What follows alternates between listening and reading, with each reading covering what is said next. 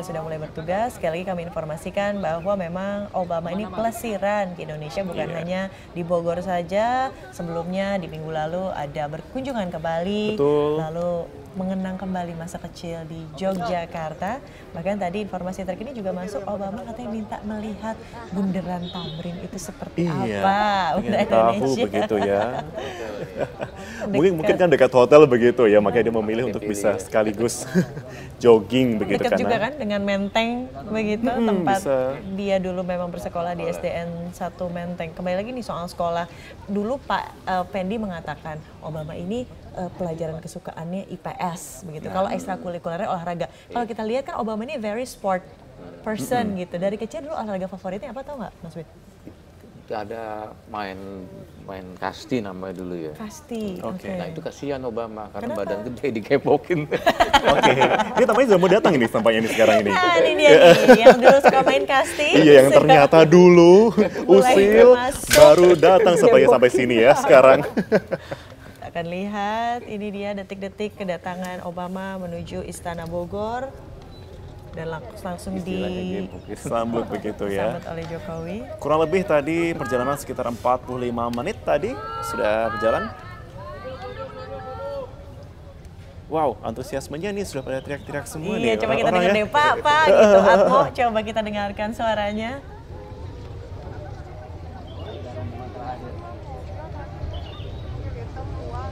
Habis. Nanti katanya. dulu ya. Tertib dulu nanti. Oke, ini tampaknya juga sebentar lagi. Ini masih ada beberapa satuan pengaman yang terus melakukan koordinasi agar juga lancar begitu. Kan situasi juga sangat ramai. Cuacanya Cuaca terang terang, betul. banget makanya. Apa nih? Bogor sepertinya gegap gempita dia ya, Gembira kedatangan menyambut. Obama. Udah masuk.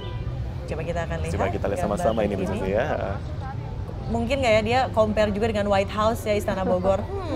It looks familiar dengan White House. Memang feeling saya di sini pasti deh ketemu di Bogor. Raya. Bogor. Kenapa Pak Wid feelingnya kayak Karena gitu? kita juga suka kumpul-kumpul itu enak suasananya. Yang tadi ya, Iya, teman-teman alumni teman-teman, iya. dari SD 01 Menteng. Baru-baru Oke. ini juga kita ke sana sambil ada nyanyi-nyanyi nih, ada Oh, nyanyi-nyanyi kumpul-kumpul bareng gitu ya. ada musik gitu. Hang out. Kita nyanyi. Oke, Ya. ini Presiden, Ibu Negara dan juga Putra Presiden. Sekali lagi kami informasikan ini merupakan gambar rekaman CCTV yang kami dapatkan, CCTV yang berada di dalam Istana Bogor. Oke. Dan Presiden sudah siap untuk menyambut kedatangan dari Presiden ke-44 Amerika Serikat Barack Hussein Obama. Kita juga penasaran nanti menu-menu apa sih yang disajikan spesial dari teman-teman istana dan juga kafe yang memang dijadikan tempat mereka untuk bercengkrama sore hari ini. Oke, ini dia. Sedikit ada kendala teknis, tapi kami bisa memperlihatkan pada Anda. Ini dia kedatangan dari Langsung Barack Hussein berbincang Obama. dan kita melihat gestur yang sangat akrab di situ. Iya, saya penasaran sepertinya menggunakan bahasa Indonesia mungkin tidak ya menyambutnya. Katanya bisa dia Bisa. Dia masih bisa ya? Masih bisa ya dia. Tapi setengah-setengah gitu ya. Harusnya diajarkan juga bahasa Jawa kemarin waktu ke Oh Jogja. iya, betul. Sama tour guide-nya. Kita melihat ini dia situasi atau gambar terkini yang kami ambil dari dalam Istana Bogor. Iya. Bila tadi gambarnya patah-patah itu merupakan gambar CCTV. Betul Sekali lagi sekali. dikonfirmasi. Gambar CCTV yang kami ambil di depan sumber, halaman betul. Istana Bogor. Kita juga sudah melihat tadi Presiden Joko Widodo penuh dengan gestur yang sangat friendly menyambut Obama. Kalau meminjam istilah Bu Susi tadi, teman baik dari Indonesia.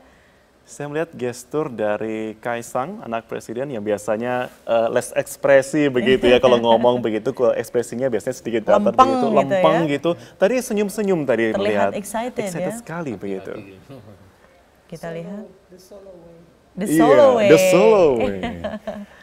Oke, sedikit gambaran tampaknya juga ditemani juga dengan sejumlah menteri tampaknya di belakang. Betul, dan ini gambar terakhir yang kami dapatkan merupakan gambar streaming Biro Pers Istana di dalam. Nah, ini dia pertemuan Obama dan juga Jokowi.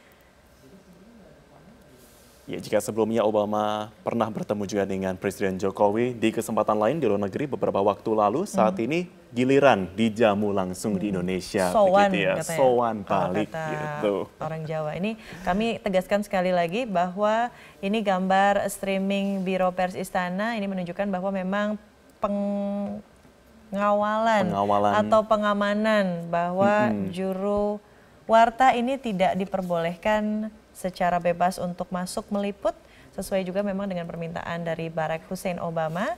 Itu merupakan gambar yang kami ambil dari CCTV dan streaming Biro Pers Istana. Kita lihat setelah kedatangan Obama dan masuk ke dalam Istana Bogor, ini situasi terkini di depan Istana Bogor yang ternyata justru malah makin ramai.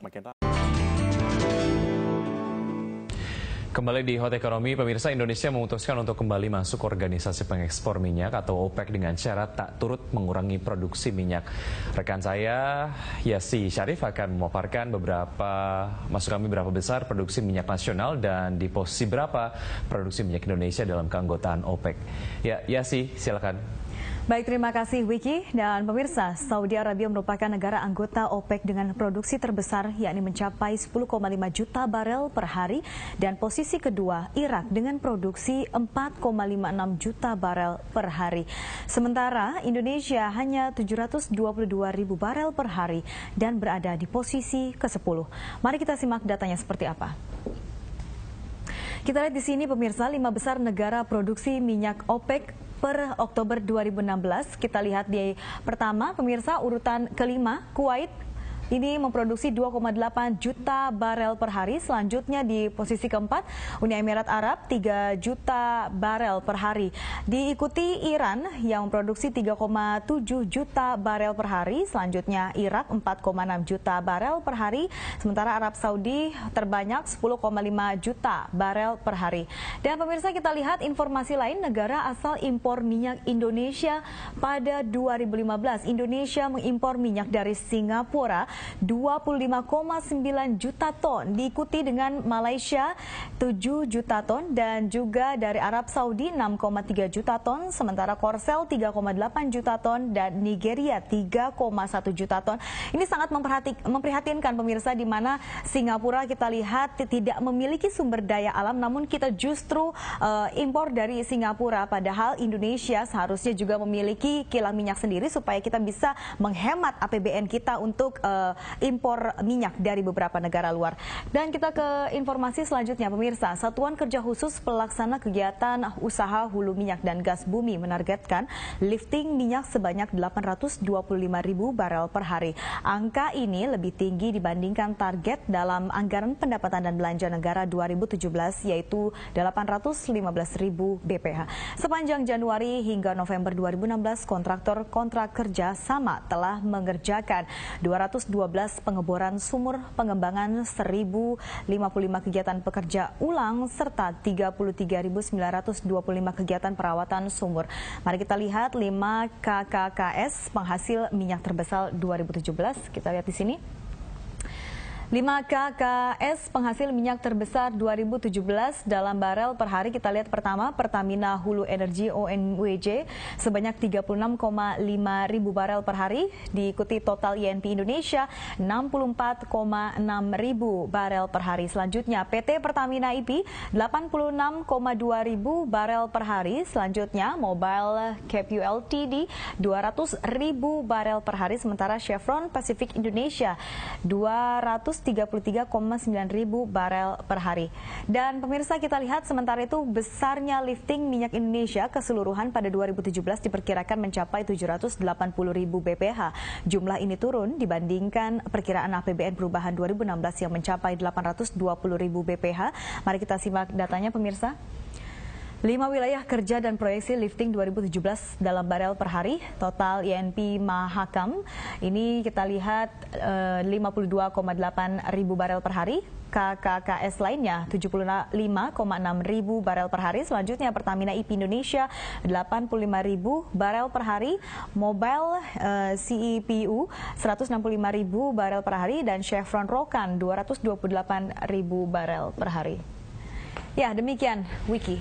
Ya, baik Yasi, terima kasih, dan Yasi dan juga pemirsa, Direktur Eksekutif IPA Marjolin Wajong menyebut berdasarkan data SKK Migas investasi hulu migas pada tahun lalu telah turun. Dengan penurunan investasi tersebut, maka secara otomatis aktivitas di sektor hulu migas menurun, terutama aktivitas eksplorasi. Bisakah Anda jelaskan, Yasi, berapa besar penurunan investasi hulu migas di Indonesia? Ya, Wiki, penurunan investasi berimplikasi pada kegiatan eksplorasi untuk menemukan cadangan migas baru. Akibat sepinya eksplorasi, tak ada penemuan cadangan migas baru di Indonesia. Sementara jumlah cadangan minyak terus merosot. Mari kita simak data selengkapnya. Kita lihat di sini wilayah eksplorasi migas. Di 2013, wilayah eksplorasi di Indonesia sebanyak 238. Ini pada 2016 menyusut menjadi 199 wilayah. Sementara 37 ini sedang dalam proses pengakhiran kontrak dan cadangan minyak merosot dari 3,7 miliar barel 2013 menjadi 3,3 miliar barel saat ini. Dan pemirsa, Indonesia Petroleum Association mengatakan investasi di sektor hulu migas perlu dijaga karena memiliki efek berganda yang besar terhadap pertumbuhan ekonomi. Sayangnya saat ini investasi pada hulu migas terus mengalami penurunan. Mari kita simak data investasi hulu migas. Kita lihat di sini investasi hulu migas Indonesia pada 2016 menurun 27% dibandingkan 2015, dari 15,34 miliar US dollar menjadi 11,15 miliar US dollar. Indonesia kehilangan investasi 4,19 miliar US dollar atau setara dengan 55 triliun rupiah dari hulu migas. Demikian informasi yang dapat kami sampaikan, kembali ke Anda, Wiki. Ya, terima kasih Yasi dan pemirsa untuk pembahasan yang tadi sudah disampaikan oleh Yasi terkait dengan beberapa data-data terkait dengan produksi minyak dan juga gas di Indonesia dan juga investasi di sektor hulu. Saya akan kembali bersama Pak Simon. Sebetulnya apa yang terlewatkan lah ya, atau kita harus catch up di mana sebetulnya Pak Simon untuk mengejar ketertinggalan, dalam artian kita kehilangan potensi investasi di migas yang cukup besar sebetulnya.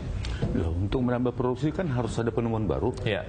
Loh iya, eksplorasinya. Jadi di hulunya harus di encourage kan. Kalau tidak ada eksplorasi, bagaimana kita bisa menemukan? Nah, oleh karena itu ya saya kira pemerintah sudah melakukan insentif-insentif ya. Nah, oleh karena itu sayangnya pada saat ini diberikan insentif, harga minyak pun turun kan begitu. Jadi bukan hanya persoalan internal kita, tapi eksternal juga ada kan gitu. Jadi namun demikian, selama pemerintah itu firm untuk itu, sangat bagus. Kedua, tolonglah regulasi di daerah juga di ini. Sekarang kan sebenarnya banyak peraturan-peraturan yang sudah satu pintu, semua urusannya kan BKPM kan gitu. Nah, sekarang bagaimana kita betul-betul nggak dilaksanakan itu kan gitu. Selama ini kan untuk ke daerah aja minta izin berhari-hari kan. Nah, jadi itu yang harus kita... Artinya itu masih terjadi ya, walaupun memang idealnya dalam prakteknya menurut teman-teman ya masih terjadi ya. Persisnya saya nggak tahu, tetapi memang itu harus diawasi kan. Jadi jangan hanya selesai di meja ya, ini begini, tapi implementasinya bagaimana?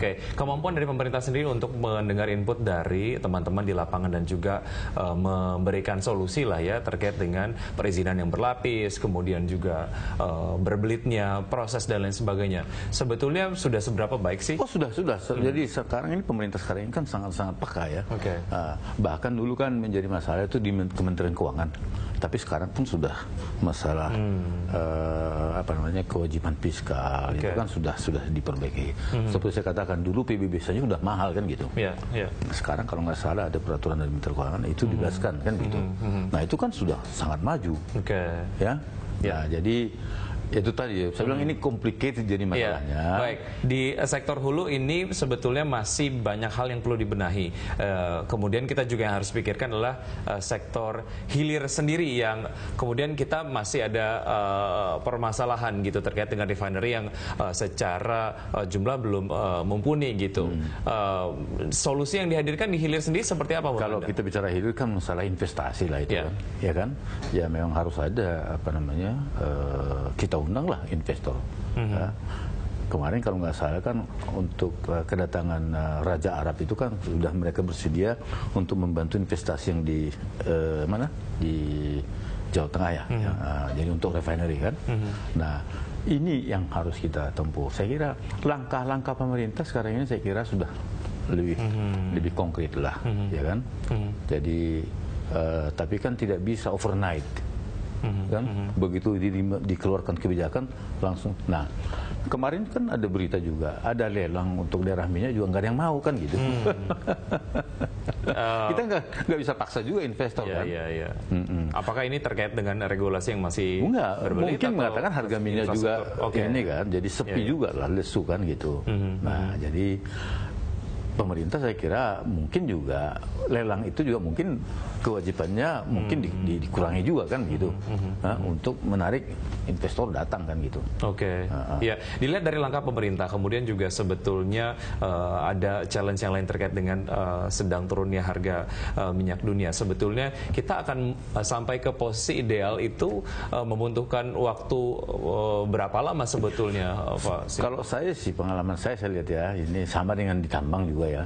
Ini kan ada siklus ekonominya, ya kan? Itu ada siklus ekonominya. Jadi yang sekarang ini terjadi saya kira normal-normal saja.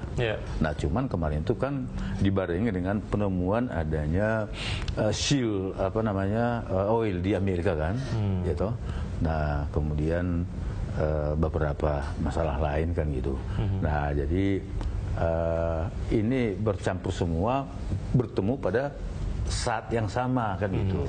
Nah, jadi memang kalau minyak itu kan dampaknya itu dunia kan gitu. Bukan hanya internal, eksternal juga sangat mempengaruhi. Apakah Anda kemudian melihat bahwa memang penguasaan teknologi oleh SDM di sektor migas sendiri ini yang kemudian menjadi salah satu permasalahan mengapa target lifting minyak belum ideal, kemudian eksplorasi juga belum. Ya, kalau teknologi itu is there kan, sudah ada di situ semua kan. Seperti saya bilang tadi itu, lifting itu kan misalnya secondary recovery itu mendunia itu, bukan hanya kita. Jadi memang teknologi itu minyak itu berlaku untuk universal. Misalnya kalau ada penemuan teknologi di Medan ya kita di Amerika misalnya kan, atau di Cina atau di Arab, tinggal kita aplikasikan saja di sini. Toh mereka juga recovery-nya sama saja, sekitar 30% juga. Apa untungnya untuk pemerintah Indonesia sendiri jika kemudian bergabung dengan OPEC dalam hal transfer teknologi, SDM dan lain sebagainya? Kita akan bahas usai jeda, Pak Simon. Kami akan segera kembali, tetap di Hot Economy.